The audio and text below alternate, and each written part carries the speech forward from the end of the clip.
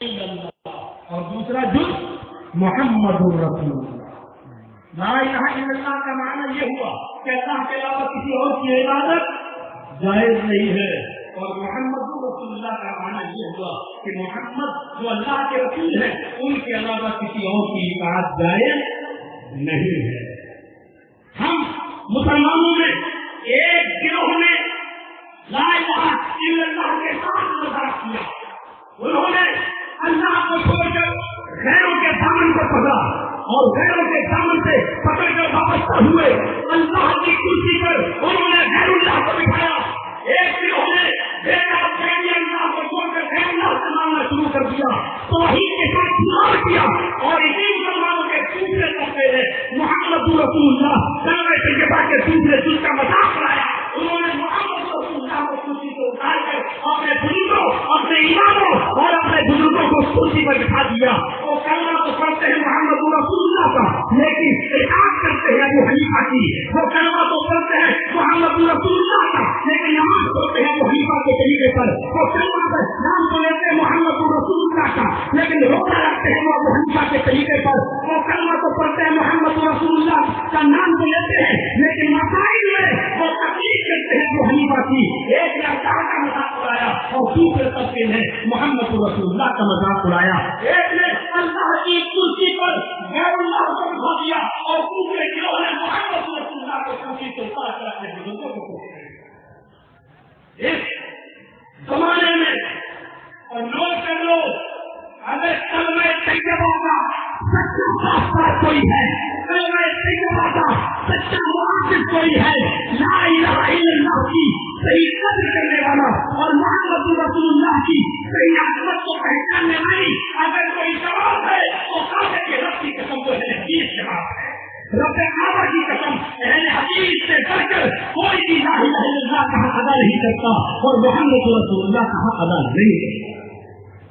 ہمارے یہاں ابو حنیفہ کی عزت ہے، ہمارے یہاں امام شافعی کا احترام ہے، ہمارے یہاں امام احمد بن حنبل کو ادب اور توقیر کی نظر سے دیکھا جاتا ہے، ہمارے یہاں امام شافعی کی عزت ہے۔ کسی بھی بزرگ کی توہین کرنا ہمارے یہاں جائز نہیں ہے، لیکن کسی بزرگ کو رسول کی کرسی پہ بٹھا دینا یہ بھی ہم جائز نہیں سمجھتے ہیں، اس کو بھی ہم حرام حرام۔ اب ایک نے کیسے مذاق اڑایا، میں نے شاید کسی تقریر میں کہا تھا، پڑھیے مرشدات احمد رضا خان کی اللہ کی عزت کیا ہے، دیکھیے لوگوں کو،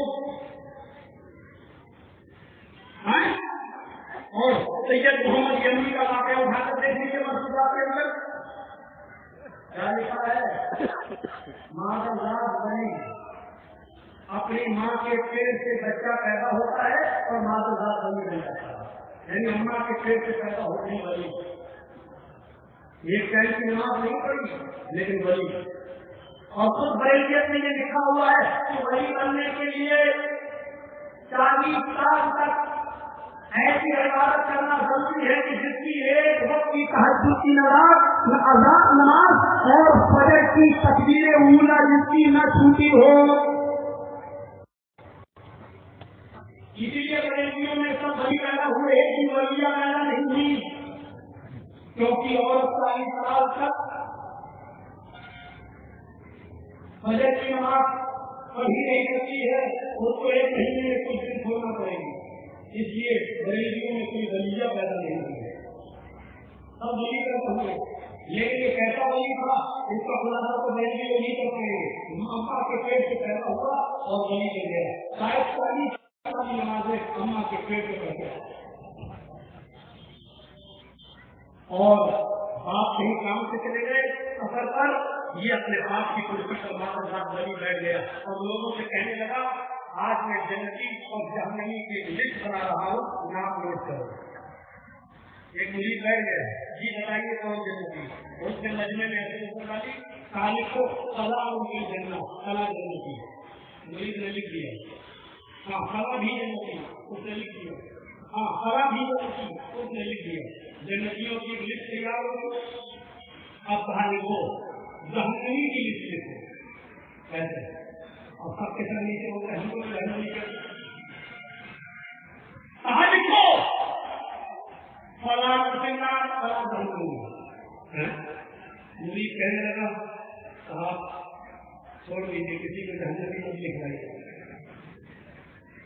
اور کلیہ تک کے رہنے والوں یہ کتاب تمہارے چوراہے پر مل جائے گی پڑھ لینا اور اگر یہ واقعہ تمہاری کتاب ملفوظات میں نہ لکھا تو دونوں کی تجدید کسی کلیہ تک کے چوراہے پر پھانسی لے سکتے میں لکھنے کے لیے تیار ہوں کہ میری پھانسی کے بعد کوئی ذمہ دار نہیں میں خود لکھ رہا ہوں اور اگر یہ واقعہ تمہاری کتاب میں لکھا ہو تو بتاؤ تمہیں کون سی سزا ملنی چاہیے اللہ کے ساتھ تمہارا بتاؤ اللہ کے ساتھ تمہارے معاملے میں یہ مذاق بنایا کیا لکھا دیکھو فلاں کرنا فلاں جہنمی مرید کہنے لگا موت کی پائی کسی کو جہنمی کا چھوڑ دیجیے لکھ تیر لکھا لکھ سامت لکھوائیے آپ کا لکھا ہوا کوئی بدل نہیں سکتا ابھی تین میں ہوں کہ تو ہے لکھ اس نے کہا صاحب مت لکھائیے ارے میں بزرگ ہوں میں معذرت بنی لکھنا اس نے کہا صاحب آپ سمجھتے کیوں نہیں ہے آپ جس کو جہنمی لکھوا دیں گے آپ کا لکھوایا ہوا اللہ بھی نہیں کر سکتا ایک نے اللہ کو معاف لایا ابھی دوسرے جو کی طرف بھی آ رہا بتلایا جا رہا لوگوں کو دل کھا کے بیٹھو جب جلیے کی کانفرنس ہوگی تو ہم اسی طریقے سے بولیں گے اور گاؤں میں کراؤ گے تو سو موضوع بولیں گے یہ جمیعت اہل حدیث کا پلیٹ فارم ہے اور بہت اہل حدیث کا ایک معمولی چوکیدار پوری آواز کو پاک رکھتا ہے تو ہمارا سب اسلام کرے اور سنو مادرزاد مرید نے کیا کہا جب مرید نے کہا آپ کا لکھایا ہوا تو اللہ بھی نہیں کر سکتا مت لکھواؤ اس نے کہا بے لکھ اس کو بھی غصہ آ گیا اس نے کہا نہیں لکھو آپ سمجھتے ہیں ایک کو جنتی جہنمی نکالیں گے تو جہنمی ہو جائے گا کسی کو غصہ آ گیا نہیں لکھے گا نہیں لکھوں گا اللہ زندہ تم بھی لکھو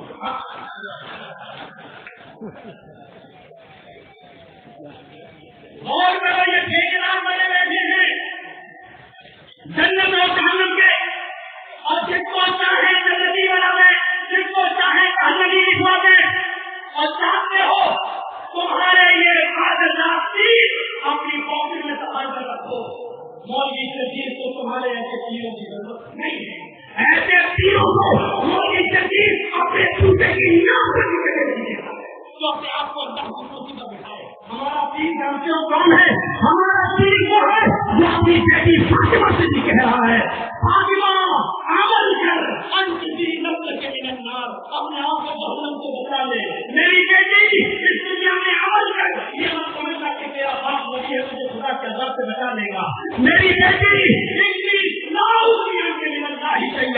قیامت کے دن میں تیرے کوئی کام نہیں آ سکتا یہ میرا پیر ہے جو اپنی بیٹی کو بھی کہہ رہا ہے کہ عمل کر اگر بغیر عمل کی دنیا سے چلی گئی تو تیرا باپ تجھے اللہ کے عذاب سے نہیں بچا سکتا محمد رسول اللہ یہ ہے حدیثوں کے پیر ہیں اپنا پیر اپنی جیب میں پال کے رکھو ایسا چور ایسا لٹیرا پیر ہمارا پیر آمینہ کا لال ہے ہمارا پیر فاطمہ کا باپ ہے ہمارا پیر حسن حسین کا نام ہے وہ اپنی بیٹی فاطمہ سے بھی کہہ رہا ہے کہ عمل کر بغیر عمل کے تیرا باپ محمد بھی تجھے اللہ کے عذاب سے نہیں کر سکتا ایک نے اللہ کے بعد یہ سمجھ چلے گئے بڑی آسانی کے ساتھ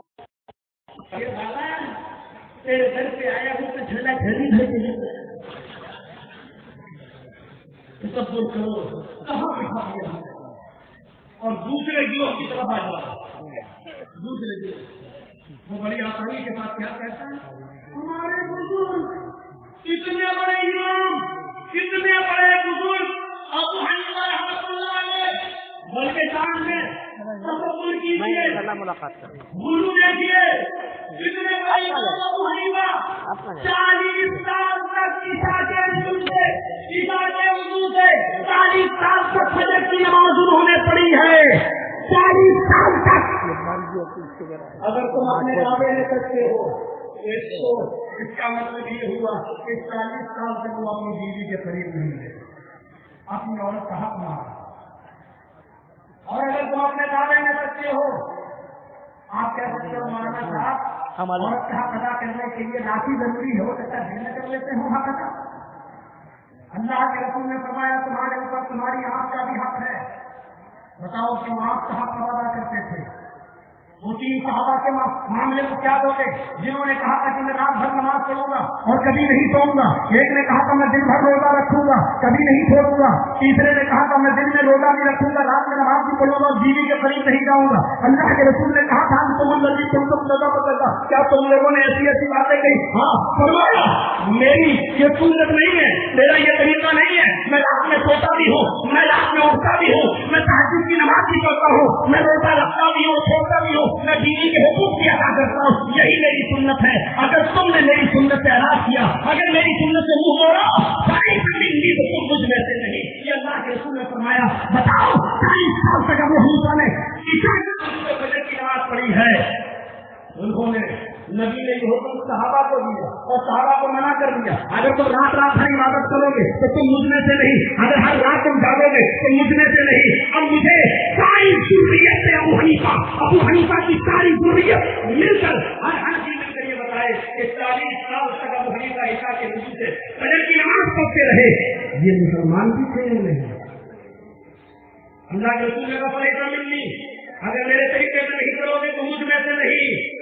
یہ اللہ کے رسول کی امت میں سے تھے یا نہیں اس کا فیصلہ نہیں کریں گے. ہم تو بڑی عزت کے ساتھ ان کا احترام کرتے ہیں اور یقیناً ان کو بزرگ مانتے ہیں لیکن محمد کی کرسی پر بٹھاتے یہ ہم سے نہیں ہو سکتا صلی اللہ علیہ وسلم. اور آؤ سنو اور تمہیں ایک واقعہ سناتا ہوں. حضرت عمر فاروق نے منبر رسول پر کھڑے ہو کر لوگوں میں اعلان کیا اور کیا کہا لوگوں میں نے سنا ہے کہ تم لوگ اپنی بیویوں کو بہت زیادہ مہر دے رہے ہو اور میں نے اللہ کے رسول کا نکاح اللہ کے رسول کی بیٹیوں کا نکاح نبی کی بیویوں کا نکاح اور نبی اکرم کے زمانے میں اور دوسرے صحابہ کا نکاح میں نے دیکھا ہے. اللہ کے رسول نے کوئی بھی نکاح 400 درہم سے زیادہ مہر پر نہیں کیا.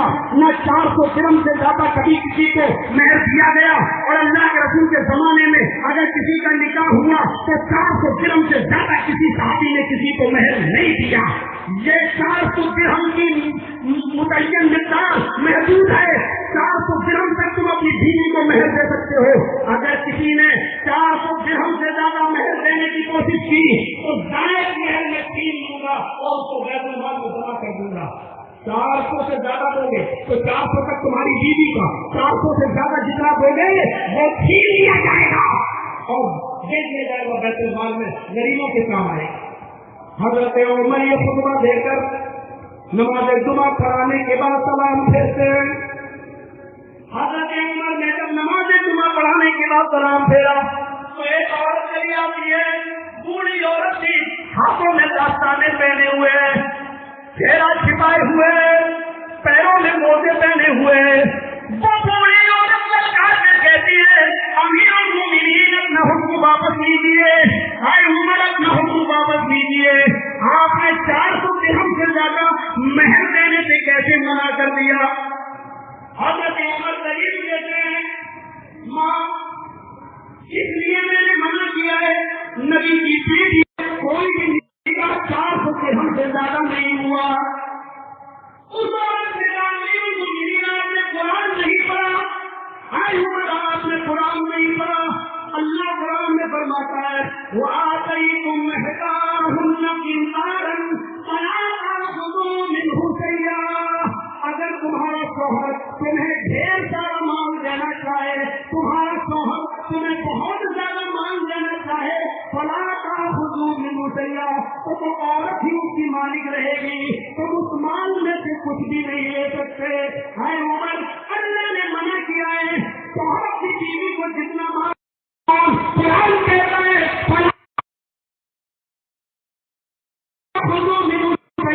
تم اس میں سے کچھ بھی نہیں لے سکتے. ہر وقت تم کیسے لے سکتے ہو؟ میرا شوہر مجھے 400 درہم سے زیادہ مال دیتا ہے. میرا شوہر مجھے مکان مہر میں دینا چاہے میرا شوہر مجھے مہر میں دینا چاہے تو کیا آپ لے لو گے؟ ہر عمر اللہ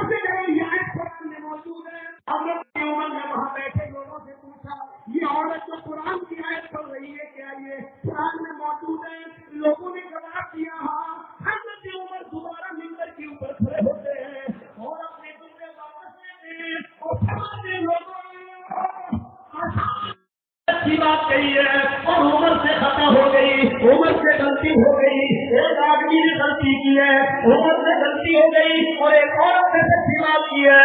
اب میں اپنا حکم واپس لیتا ہوں, جو عورت جو مرد کی بیوی کو جتنا مہر دینا چاہے دے سکتا ہے.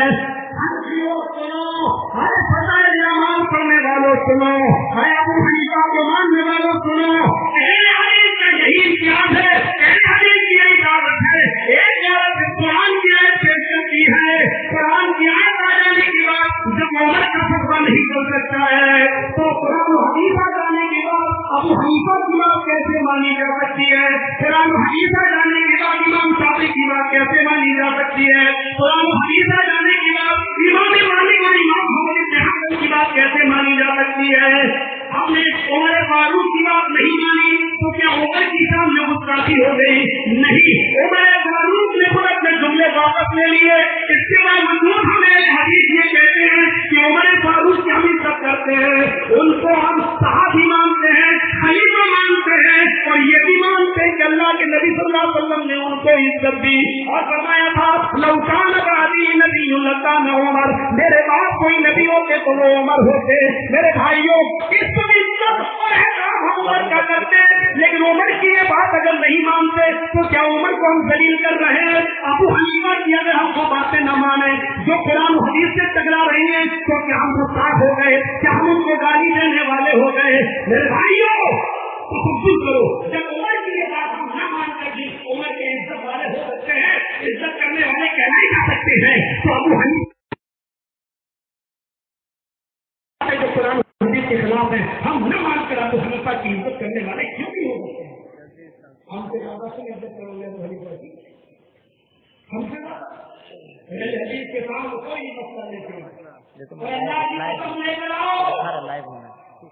دیکھو نا اہل حدیث کے سامنے کوئی مسئلہ, اہل حدیث آپ سے یہ نہیں پوچھے گا ابو حنیفہ کا ہے, امام شافعی کا ہے, امام مالک کا ہے, امام احمد بن حنبل کا کس کا ہے.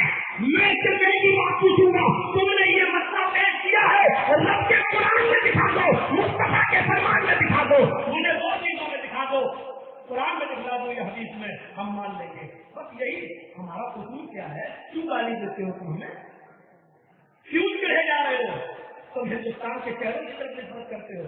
دیوبندی اسلام دیوبند ہوتا ہے, بریلوی بریلوی اب تو کہنے لگے بریلی شریف. ہمارے یو پی میں سب سے زیادہ کھڑے ہو کر پیشاب کرنے والے نہیں ملیں گے, پھر بھی شریف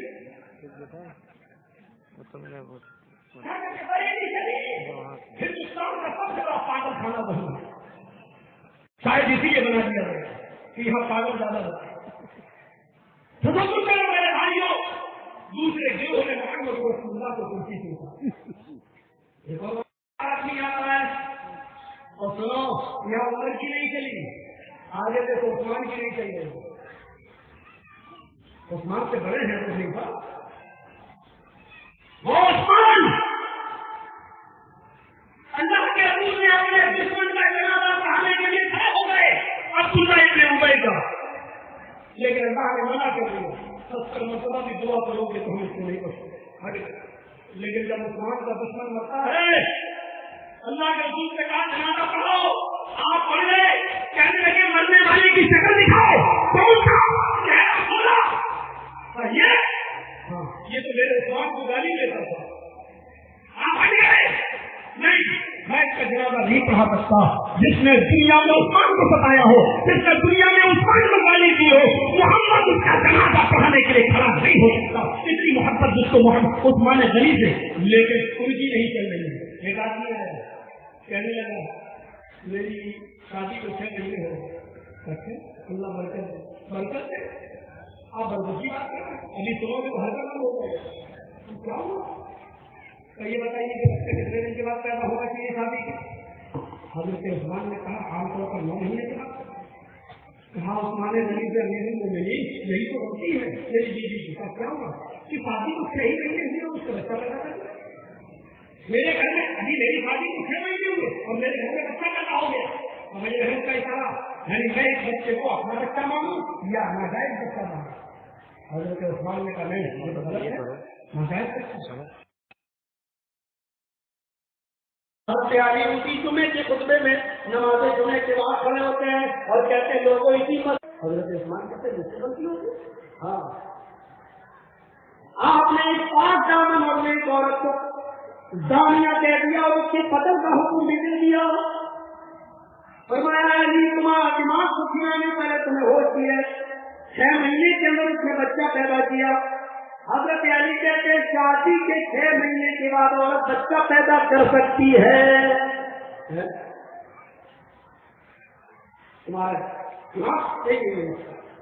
دلیل دلیل دلیل حضرت علی آئے کہنے لگے کیا عثمان قرآن کے اندر موجود ہے؟ تو قرآن میں نے تو پتا ہو سکتا ہے اللہ کے رسول کی حدیث ثابت تو قرآن میں کیا میں نے قرآن نہیں پڑھا کیا میں نہیں جانتا تم نے پڑھا یا نہیں پڑھا لیکن مسئلہ قرآن میں موجود ہے. حضرت عثمان کو بتاؤ سب کے سامنے قرآن لکھا 6 مہینے میں بچہ پیدا کر سکتی ہے شادی کے بعد. قرآن کو والوالدات يرضعن أولادهن حولين كاملين ماں اپنے بچوں کو دودھ پلائے مکمل 2 سال. حضرت عثمان کہتے ہیں یہ تو دودھ پلانے کی مدت ہے ہمیں بچے کی بتاؤ. حضرت علی نے کہا 2 سال کتنے مہینے کے ہوتے ہیں؟ 1 سال 12 مہینے کا 2 سال 24 مہینے کا. سنو یہ دودھ پلانے کی مدت ہوئی یہاں اللہ دوسری جگہ کہتا ہے ماں اپنے بچوں کا دودھ چھڑائیں 2 سال میں. بات ایک ہی ہے 2 سال تک پلائیں یا 2 سال سے پہلے چھڑائیں یعنی 2 سال کے بعد نہیں پلا سکتی ہے 2 سال تک پلا سکتی ہے. حضرت عثمان نے کہا بات تو ایک ہی ہے پلائیں یا چھڑائیں 2 سال تک پلائیں یا 2 سال کے اندر چھڑائیں بات تو ایک ہی ہے. اتنا تو سمجھ رہے ہیں 2 سال دودھ پلانے کی مدت ہوئی اور 2 سال 24 مہینے کے. ہاں اب سنو اللہ نے دودھ پلانے کی اور حمل کی دونوں کی مدتوں کا یہ مہینے بتا دیے. کہاں قرآن میں لکھا ہے قرآن میں موجود ہے وَحَمْلُهُ وَفِصَالُهُ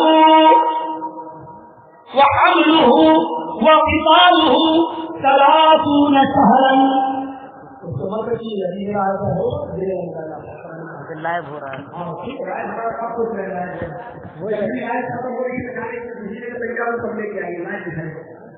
پہلے سے ہو رہا ہے.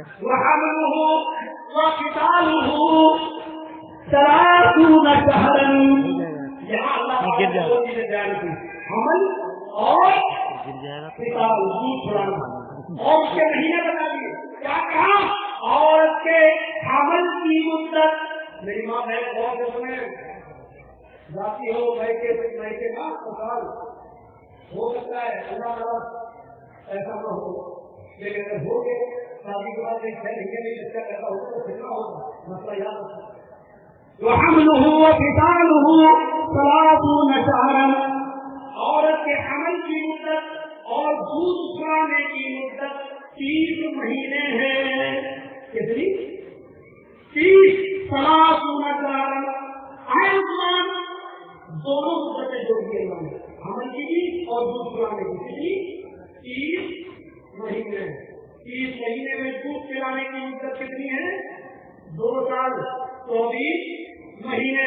30 میں سے 24 کم کر دو تو کتنے بچے وہ حمل کیا کرنے مدت ہے یعنی 6 مہینے کے بعد بھی بچہ پیدا عورت کر سکتی ہے. حضرت عثمان نے جوانی کی ایک دلیل سنی تم ممبر کے اوپر کھڑے ہوئے اور فرمایا آج اگر علی نہ ہوتے تو آج میں ایک عورت کا ذمہ دار بن جاتا ایک عورت کا قاتل ہو جاتا ایک عورت کے خون کا الزام میرے اوپر لگ دیا جاتا. میرے بھائیوں قرآن کی آیت آ جانے کے بعد جب عثمان کی نہیں چل سکتی ہے قرآن کی آیت آ جانے کے بعد جب عمر کی نہیں چل سکتی ہے تو پھر ہمیں اور آپ کو بتائیے ہمیں اور آپ کو سوچنا چاہیے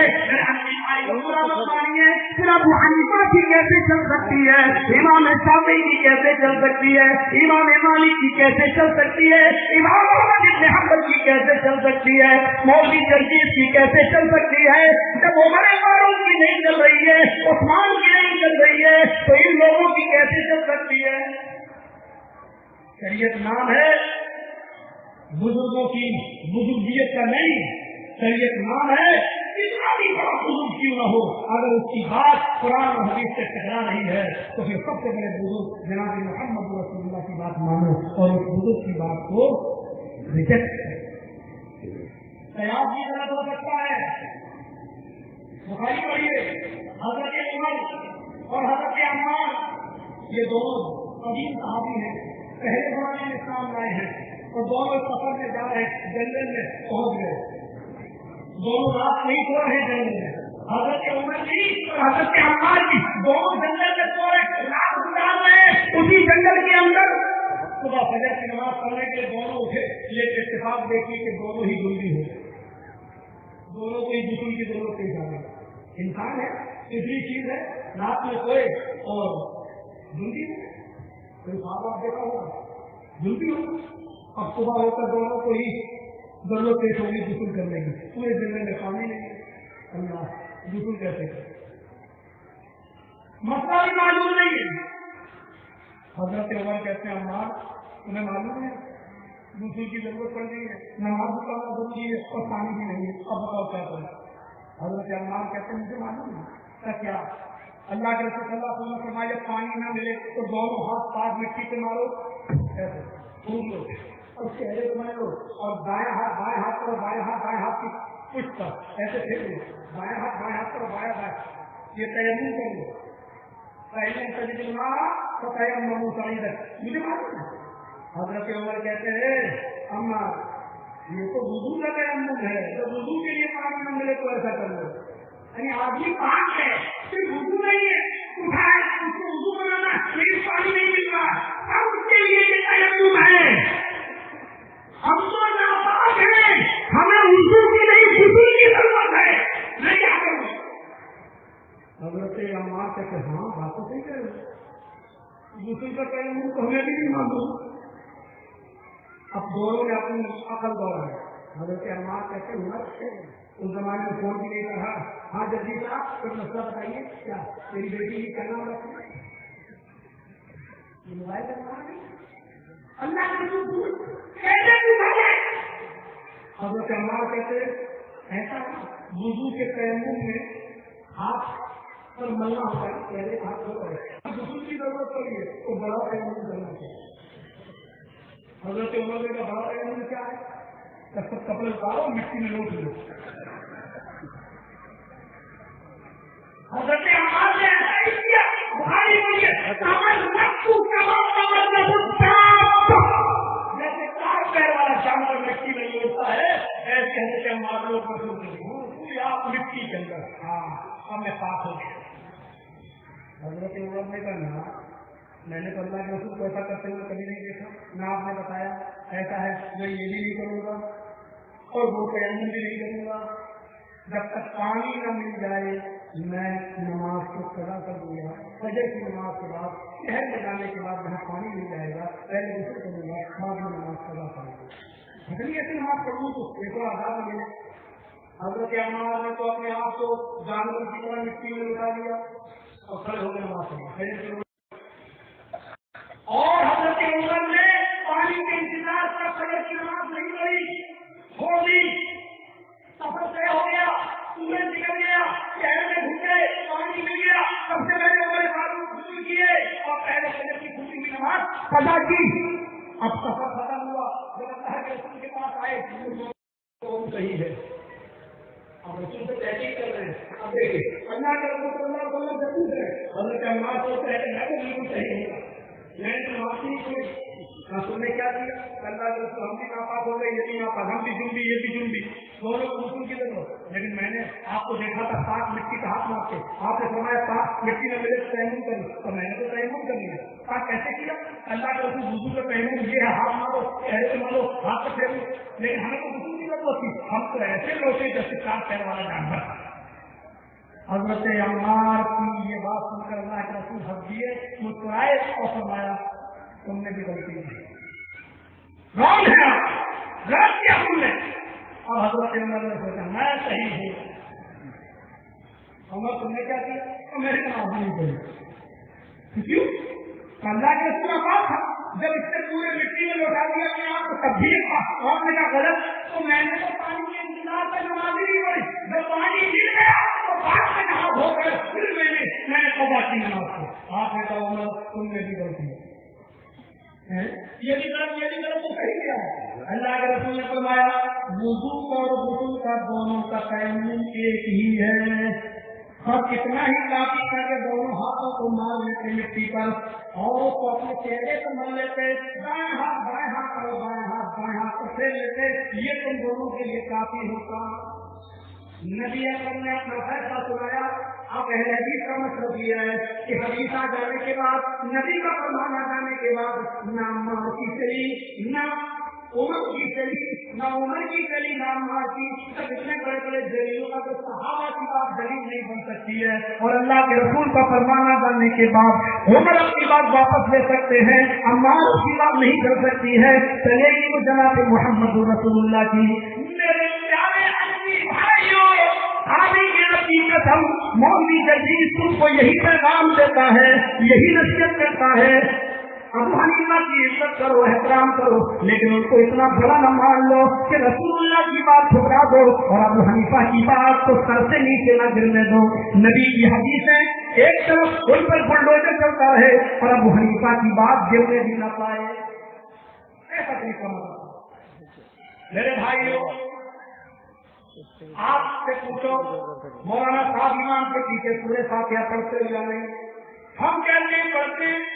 آپ سے پوچھو کہ پڑھتے ہو یا نہیں؟ ہم تو نہیں پڑھتے امام کے پیچھے. جرجی صاحب آپ کیوں پڑھتے ہو؟ جرجی صاحب نے کہا اس لیے پڑھتے ہیں کیونکہ جناب محمد رسول اللہ نے حکم دیا. آپ سے پوچھا جا رہا ہے کہ آپ ایسا کیوں نہیں کرتے، سورہ فاتحہ کیوں نہیں پڑھتے؟ آپ نے کہا میرے امام نے منع کیا ہے. میرے بھائیوں، کیسا لگ رہا ہے؟ آپ یہ کہتے ہیں کہ میرے امام نے، ابو حنیفہ کے نزدیک امام کے پیچھے سورہ فاتحہ نہیں پڑھنا چاہیے، ہم نہیں پڑھتے، بلکہ میرے امام نے تو یہ کہہ دیا ہے جو امام کے پیچھے سورہ فاتحہ پڑھے گا اس کے منہ میں آنکھ بھری جائے گی. کتنا عجیب مسئلہ ہے.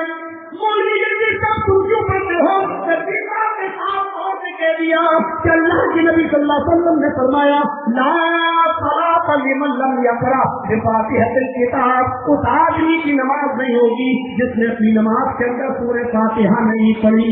لا صلاۃ میں دنیا میں نہ چیزیں ہوگی، نہ جماعت کے ساتھ ہوگی، نہ فرض ہوگی، نہ سنت ہوگی، نہ نفل ہوگی، نہ جنازے کی کوئی نماز نہیں جب تک کہ اس نماز کے اندر سورہ فاتحہ نہ پڑھی جائے.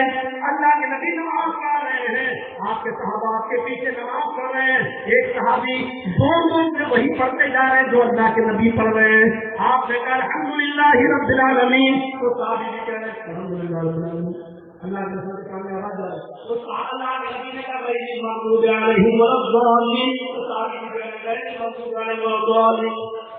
اللہ کے نبی نے آگے آئے کھڑی اور تیری وقت زیتون میں پورے جینے وہ صحابی کے پیچھے پیچھے یہ پڑھنے لگے. وہ تیری وقت اللہ کے نبی نے جب نماز پڑھا کر ختم کی تو آپ نے کہا میرے پیچھے کون؟ میرا مقابلہ کر رہا تھا کون؟ میرے پیچھے پیچھے یہ پڑھ رہا تھا. سچے تھے مجھے اللہ کے رسول نے آپ نے کہا تم نے پورے فاتحہ کے ساتھ آنے والی سورت کیوں ملائی؟ صحابی نے کہا رسول آپ پڑھ لیں تو میں آپ نے فرمایا نہیں، لا تقرؤوا الا بفاتحۃ الکتاب. اگر میں بھی نماز پڑھاؤں تو میں بھی کچھ کو پڑھاتا ہوں سوائے سورہ فاتحہ سے. یعنی سورہ فاتحہ تک تو پڑھ سکتے ہو لیکن سورہ فاتحہ کے بعد اگر میں کوئی اور سورت پڑھوں تو اس کو نہیں پڑھو. یہ حدیث واضح دلیل ہے. اللہ کے نبی اس صحابی سے کہہ رہے ہیں آپ نے سنا اور کہہ رہے ہیں کچھ مت کرو سورہ فاتحہ سے. یہ حدیث دلیل ہے، حدیث کی دلیل ہے کہ امام کے پیچھے بھی سورہ فاتحہ پڑھنا پڑے گی. ہم نے یہ نہیں کہا اس لیے پڑھو کہ ابن تیمیہ نے کہا، اس لیے پڑھو کہ ابن قیم نے کہا، اس لیے پڑھو کہ اللہ نے کہا. نہیں، ہم نے یہ کہا کہ جناب محمد رسول اللہ نے حکم دیا ہے امام کے پیچھے سورہ فاتحہ پڑھنے کا. میرے بھائیو، اب ابو حنیفہ کہہ رہے ہیں کہ سورہ فاتحہ پڑھو گے تو منہ میں آنکھ بھر جائے گی. اللہ کے رسول کی بات یا ابو حنیفہ کی بات چل رہی ہے. اب تو ایمان کیا ہے، اسلام کیا ہے؟ جب عمر کی نہیں چل سکتی قرآن حدیث جانے کے بعد تو عثمان کی نہیں چل سکتی قرآن حدیث کیا جانے کے بعد. یہی ہے یہی ہے منہج میرے بھائیوں، اس منہج کو اپنے اندر پیدا کریے اور دیکھیے حدیث کا مراد کیا ہے. یہی منہج ہے. ہماری دعوت صرف دو اصولوں پر قائم ہے، قرآن اور حدیث. قرآن اور حدیث. اگر ابو حنیفہ کی ہم بات کرنا کرو گے تو اٹھاؤ ایک مسئلہ چل رہا طلاق کا. آج الحمدللہ پارلیمنٹ کے اندر بھی میناکشی لیکھی جیسی بی جے پی کی ممبر آف پارلیمنٹ سانسد مولانا بدر الدین کو کیا کہتی ہے؟ کیا کہتی ہے؟ ایک آیت سے دکھا دو، ایک حدیث دکھا دو جہاں اللہ کے رسول نے 3 طلاق کو 3 مانا ہو اور قرآن نے 3 طلاق کو 3 کہا ہو. بدر الدین ایسے بوکھلا گیا تھا، ایسے بوکھلایا تھا. میناکشی لیکھی بھاجپا کی سامنے کی بات کو سن کر کہ اس نے یہ سارا الزام اہل حدیثوں کے اوپر تھوپ دیا اور کہا کہ ہم اہل حدیثوں کی بات نہیں مانتے، سلفیوں کی بات نہیں مانتے، وہ تو ٹیررسٹ ہے، وہ تو آتنکوادی ہے، ہم ان کی بات نہیں مانتے. میناکشی نے کہا ہے آج کے ہندوستان میں سبھی لوگ 3 طلاق کو 3 نہیں مانتے ہیں، وہ ایک مانتے ہیں. آپ سبھی کی بات کیوں نہیں کرتے؟ بدر الدین ایسا لگا جیسے اس کے نیچے سے زمین کر دی اور اہل حدیث کو ویسے گرد کرنے لگے. اور میں نے بمبئی کی تنظیم کو جواب دیا تھا. میں نے کہا بدر الدین ممبر آف پارلیمنٹ ضرور ہے، مودی جگدیش اور یوگی اور مودی کو نہیں چھوڑتا تو کیوں کی کھیتی ہوئی ہے؟ تو بیچتا کیا ہے؟ اہل حدیث کو ٹیررسٹ کہتا ہے، آتنکوادی کہتا ہے. مجھے بتاؤ کہ جمعیت علماء کون چلاتا ہے؟ اس کا صدر کون ہے؟ ارشد مدنی. آج بے قصور اور بے گناہ لوگ جو آتنکواد کے الزام میں پھنسے ہیں اور آج جیل کی سزا پا رہے ہیں، جمعیت علماء ان کے مقدمے لڑتی ہے اور سپریم کورٹ تک جاتی ہے. مجھے بدر الدین اکبر بتائے کہ ارشد مدنی نے کسی ایک اہل حدیث کو نکالا ہو جیل کی سلاخوں سے اور ہندوستان کے اندر ایک بھی اہل حدیث پکڑا گیا ہو دہشت گردی اور آتنکوادی میں. یہ جتنے بھی پکڑے گئے دہشت گردی میں یہ تمہاری 70 جماعت کے لوگ تھے اور بعد میں اہل حدیثوں کو اس سے جوڑنے کی کوشش کی. اگر یہ اہل حدیث ہوتا ہے تو ارشد مدنی کبھی بھی ان کا مقدمہ نہیں کرتا، کبھی بھی ان کو جیل کی سلاخوں سے نکالتا نہیں اور مقدمہ نہیں کرتا. دیش کے سب سے بڑے سنویدھان میں بیٹھ کر طریقے کی باتیں کر رہے ہو. 5 کو شیشے کے مکان میں رہ کر اہل حدیثوں کے سب کے مکان سے حملے مت کرو، ورنہ ہم نے وہ پتھر پھینکنا شروع کر دیا تو تمہارے کانچ کے مکان کب بہ جائے اور گر جائے کچھ نہیں کر سکتے ہیں. میرے پیارے ساتھیوں، اہل حدیث نام ہے کتاب و سنت کا، اہل حدیث نام ہے اللہ کی عظمت کو پہچاننے کا اور رسول کے مقام کو پہچاننے کا. اور آخری بات سن لو، اہل حدیث کے 2 اصول ہیں، لا الہ الا اللہ، عبادت اللہ کے علاوہ کسی کی نہیں، محمد رسول اللہ، اطاعت محمد رسول اللہ کے علاوہ کسی کی نہیں. یہ لا الہ الا اللہ کا مطلب یہ ہے ایک ہاتھ میں قرآن پکڑو، محمد رسول اللہ کا مطلب یہ ہے کہ ایک ہاتھ میں حدیث پکڑو. ہماری 2 آنکھیں ہیں، اس کا مطلب یہ ہے ایک ہاتھ رکھ کے قرآن کو دیکھے، دوسری آنکھ محمد رسول اللہ کے فرمان کو دیکھے. ہمارے 2 ہاتھ ہیں، ایک ہاتھ میں رکھ کر قرآن لو، دوسرے ہاتھ میں مصطفیٰ کا فرمان لو. ہمارے 2 پیر ہیں، ایک رکھ کے قرآن کی طرف اٹھے اور فرمانبرداری کی طرف اٹھے اور دوسرا پیر محمد رسول اللہ کی فرمانبرداری کی طرف اٹھے. ہمارے 2 کان ہیں، ایک سے قرآن سنو اور دوسرے کان سے محمد رسول اللہ کا فرمان سنو. ہماری ناک کی خوشبو ہے، ایک سے قرآن کی خوشبو سنو اور دوسرے سے محمد رسول اللہ کی حدیث کی. ہمارے پاس تیسرا ہاتھ نہیں، تیسرا پیر نہیں، تیسری چیز کی طرف دوڑے. بڑے جس کے پاس تیسری آنکھ ہو، جس کے پاس تیسرا ہاتھ ہو، جس کے پاس تیسرا کان ہو، وہ تیسری چیز سنے. ہم اہل حدیثوں کے پاس 2 ہی چیزیں ہیں، قرآن اور حدیث. اور آخر میں دعا کرتا ہوں اللہ تبارک و تعالیٰ سے کہ ہمارے یہاں ہم تمام مسلمانوں کو قرآن اور حدیث کے مطابق ہونے کی توفیق عطا فرما، کتاب و سنت پر چلنے کی توفیق عطا فرما. اور آپ سے ایک بات کہتا ہوں، مجھے بہت ضروری ہے، مجھے ابھی نکلنا ہے. کوئی بھی آدمی میرے پیچھے نہیں دوڑے گا، کوئی بھی آدمی سیلفی نہیں لے گا، کوئی بھی آدمی میری پکچر نہیں لے گا. اتنا ہی اجازت ہے جتنی بس ویڈیو بن رہی ہے یہ سب فیسبک پہ آ جائے گی، لیکن پرسنلی طور پر میں کسی کو فوٹو کھینچنے کی اجازت نہیں دوں گا. میں بہت جلدی نکلوں گا، ہاتھ بات کسی سے نہیں ملاؤں گا. بعد میں کوئی جگہ کہ مولانا کو گھمنڈ آ گیا وہ نکل گئے ہیں اور ہاتھ بھی نہیں ملا رہے ہیں. میں نے ابھی کہہ دیا کہ میں کسی سے نہ مسافہ کر پاؤں گا، نہ میں کسی کو سیلفی دے پاؤں گا. میرے ٹیچر دوڑے مولانا ابوالکلام آزاد کی تقریر ہوگی سلفی کی، اور وہ بھی میری شاعری میں تقریر کرتے ہیں. آپ ان کو بھی سنیں. اور میں نے ان کا نام ہی رکھ دیا منی جگدیش. हम लोग तो रिटायर हो रहे हैं, 40 को पार कर चुके, अभी ही लोगों के जमाने हैं, यही चिराग जलेंगे तो रोशनी होगी, अभी ही लोगों का जमाना आ रहा है, इनको भी आप सुने। वमा अलैना इल्लल बलागुल मुबीन व आखिरु दअवाना अल्हम्दुलिल्लाहि रब्बिल आलमीन। अस्सलामु अलैकुम व रहमतुल्लाहि व बरकातुहू। बहुत बहुत शुक्रिया।